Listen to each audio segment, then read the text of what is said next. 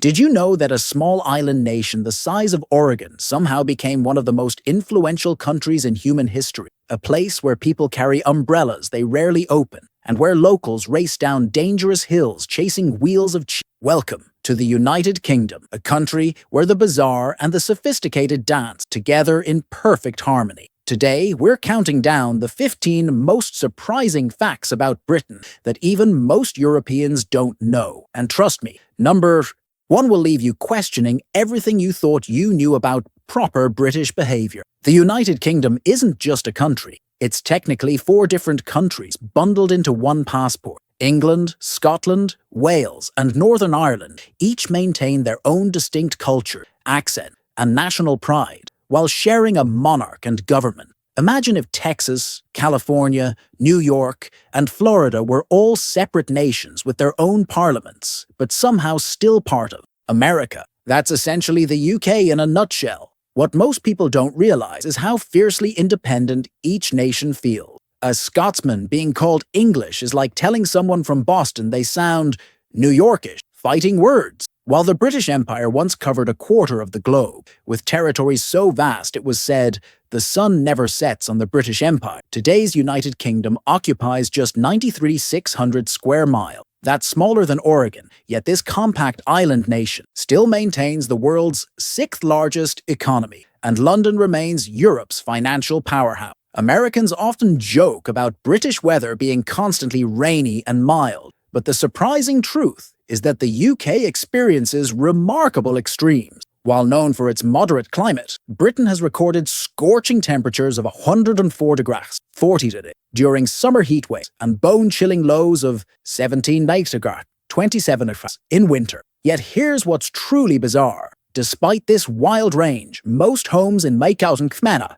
Britain still don't have air conditioning. When that 104-degree day hit in 2022, Londoners were literally melting alongside their infrastructure. Train tracks buckled, roads literally melted, and people flocked to any water source they could find. And about that famous rain, the average Brit carries an umbrella almost daily, but rarely opens it. Apparently, British Stoicism considers actually using your umbrella as making too much fuss. Rain simply isn't considered a valid reason to disrupt your day. Every June, London witnesses one of the most spectacular royal ceremonies in the world, Trooping the Colour. Imagine 400 officers and soldiers, 400 musicians, and 200 horses coming together in perfect precision to celebrate the monarch's official birthday. This isn't some modern tourist attraction. This tradition has continued for over 260 years. The pageantry involves soldiers wearing the same iconic red uniforms and bearskin hats that have been part of British tradition since the EDA, 1700. The parade draws massive crowds of tourists, but here's what visitors don't realize. Most Londoners use this day as the perfect opportunity to escape the city entirely. When the tourists flood in, the locals flood out, creating a bizarre situation where the people most enthusiastic about Britain's royal traditions are often the foreign visitors. Those iconic red-coated guards with the tall black hats. They're not just tourist attraction, they're elite soldiers from fighting regiments with combat experience. And contrary to popular belief, they absolutely can move, speak, and even shout at you if needed. Their famous stoicism isn't actually about remaining statue still. It's about mastering the art of intimidation through stillness. These guards have perfected what Brits call the look, a silent glare so powerful it can stop tourists dead in their tracks more effectively than any verbal warning. What's even more interesting is that these guards are part of working military, regiments with real combat duties. Many have served in Afghanistan, Iraq, and other conflict zones before, taking on ceremonial duties. The bearskin hats they wear weigh about 1.5 pounds and stand 18 inches tall, originally designed to make soldiers appear taller and more intimidating on the battlefield. London taxi drivers undergo what might be the hardest professional exam in the world, a test called the Knowledge. To earn their license, drivers must memorize 25,000 streets and 20,000 landmarks within a 6-mile radius of central London. This mental marathon takes most drivers between 3 to 4 years of a study before they're ready. The brain scans of London cabbies show enlarged hippocampi, the brain region responsible for spatial memory. Scientists have studied these drivers because they literally reshape their brains through this intense memorization process. Would you spend 4 years memorizing maps to become a taxi driver?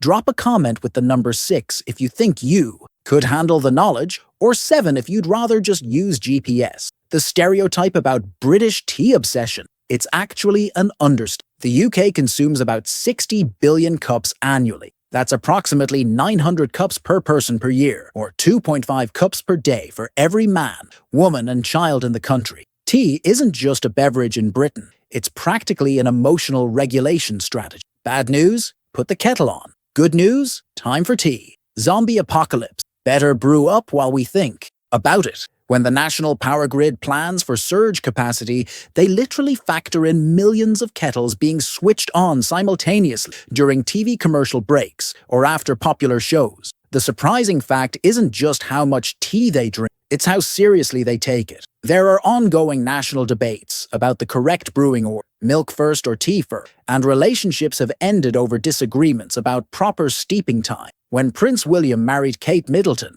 in 2011, the event drew a global audience of nearly 2 billion viewers. That's over 25% of the world's population at the time. To put that in perspective, that's more than 18 Super Bowls combined. Behind this fairy tale spectacle was a massive security operation involving snipers on rooftop, undercover agents among the crowd, and months of counter-terrorism preparation. The wedding dress alone had its own security detail and separate sleeping quarters.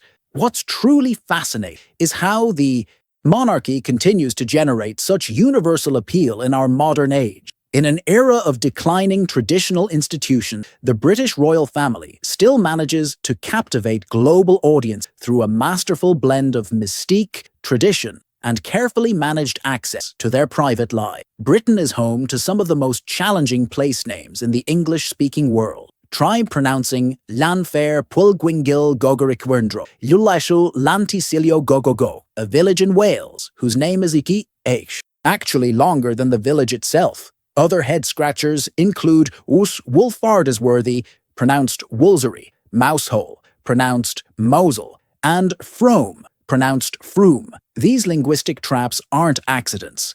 Locals take perverse pleasure in identifying outsiders based solely on their pronunciation attempts. One village called Shitterton in Dorset was constantly having its sign stolen as a souvenir, so residents pooled money to install a 1.5-ton marble version too heavy to steal. British pragmatism at its finest! Have you ever tried to pronounce a British place name and failed miserably? Comment with the number 2 if you think British place names should come with pronunciation. In the small Welsh town of Llanfarnach, an unusual local crisis led to perhaps the most British public notice ever posted. As the local cemetery approached capacity, town officials put up a sign reading, "Cemetery full. Please do not die." This wasn't an isolated incident.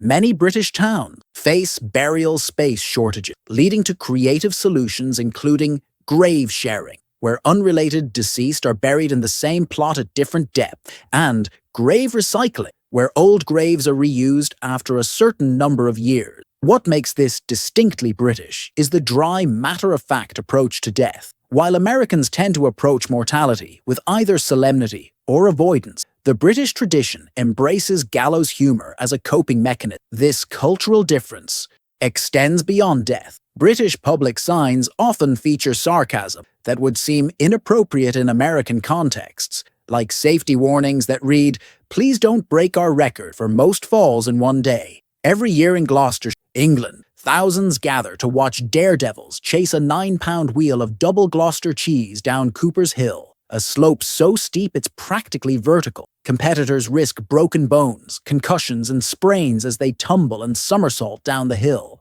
reaching speeds up to 70 mph, all to be the first to catch a wheel of cheese. The winner gets to keep the cheese, worth about $50, making this possibly the worst risk-reward ratio in competitive sports. Yet participants come from around the world for a chance at cheese-chasing glory. What's truly remarkable is that despite multiple attempts by authorities to ban this dangerous event due to liability concerns, local resistance has kept the tradition alive for over 200 years. The cheese rolling festival perfectly encapsulates Britain's unusual relationship with risk, tradition, and common sense. If you think this sounds like a brilliant way to spend a Sunday, or if you're questioning the sanity of cheese chaser, drop a comment with either cheese yes or cheese no. I'm curious where you stand on this crucial issue. London ranks among the world's most expensive cities, where a one-bedroom apartment averages around $2,200 per month without utility. The overall cost of living for a single person runs between $3,100 to $3,300 monthly, not including rent. Yet here's the paradox. While housing costs rival New York or San Francisco, Britain offers universal health care through the National Health Service,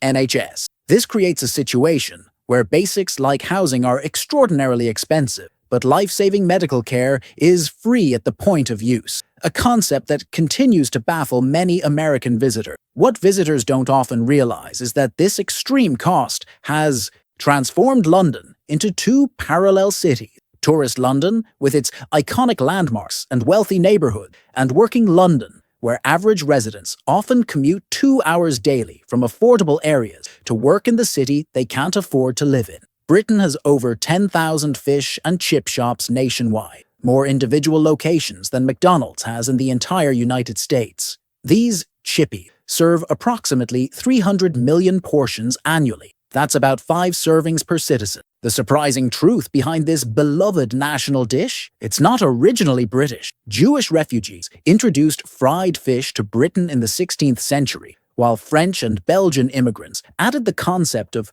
fried potato. Britain's genius was combining these immigrant foods into a national identity dish, something distinctly British, yet formed from multicultural origin. During World War II, fish and chips were so essential to morale that they were one of the few foods never rationed. Winston Churchill called them the good companion and credited them with helping to win the war by keeping spirits high during dark times. What Americans call the British accent doesn't exist. The UK contains over 40 distinct regional accents, with some changing noticeably within just 10 miles of travel. Each carries specific class and regional associations that Brits can identify instantly, but that most foreigners miss entirely. The posh accent Americans associate with British royalty, that's called received pronunciation, and is spoken by less than 3% of Britain. Most UK citizens speak with regional accents that reveal their hometown, social background, and sometimes even their neighbourhood.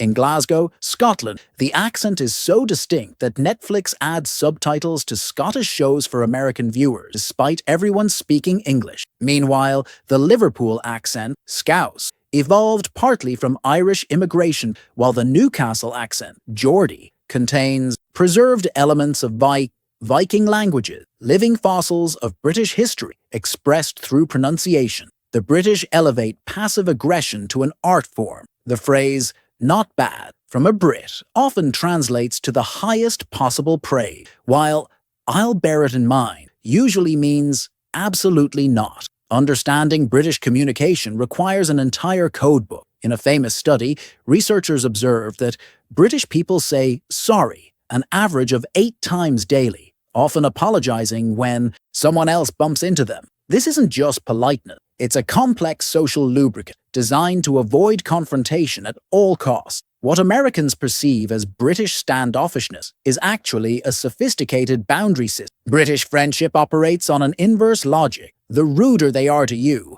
the more they probably like you. Genuine insults delivered with affection are the hallmark of true British friendship, a concept that can be deeply confusing to newcomers. The Sunday roast. Dinner isn't just a meal, it's Britain's most sacred weekly ritual. Families gather for roasted meat, Yorkshire pudding, roast potatoes, vegetables, and gravy in a tradition that transcends class, region, and even religious differences. What's fascinating is how strictly this tradition persists in an increasingly secular society. As church attendance has declined, the Sunday roast has remained, suggesting that for many Britons, this shared meal fulfills a deeper cultural need for weekly communion, and family connection. Pubs serving Sunday roast become community gathering places where extended families and friend groups maintain connections in a society often described as increasingly isolated. The meal typically begins between 1-3 p.m. and can last for hours, making it Britain's version of the Mediterranean long lunch, a surprising similarity between cultures otherwise perceived as opposites. Britain hosts some of the world's strangest competitive events. Beyond cheese rolling, there's the annual World Bog Snorkeling Championship in Wales, where competitors swim through muddy peat bogs without using conventional swimming strokes.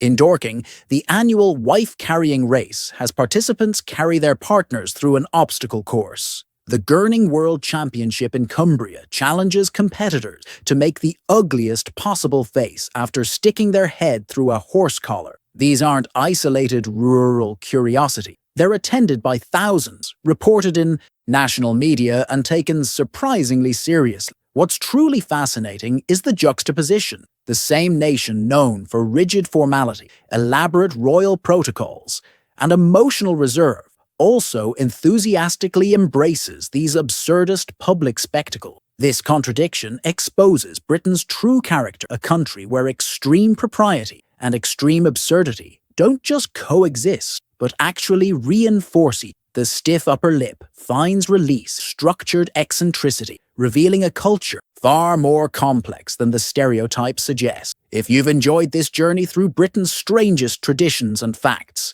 make sure to subscribe for our next exploration. Next week, we're diving into Japan's most shocking cultural difference. And trust me, their vending machines alone will leave you questioning everything you thought you knew about convenience. Hit that subscribe button if you're ready for more cultural deep dive. And tell me in the comments, which British fact surprised you the most? Was it the cheese rolling, the cemetery sign, or something else entirely? I read every comment and can't wait to hear what caught your attention. Until next time, keep your curiosity brewing, preferably with a proper cup of tea.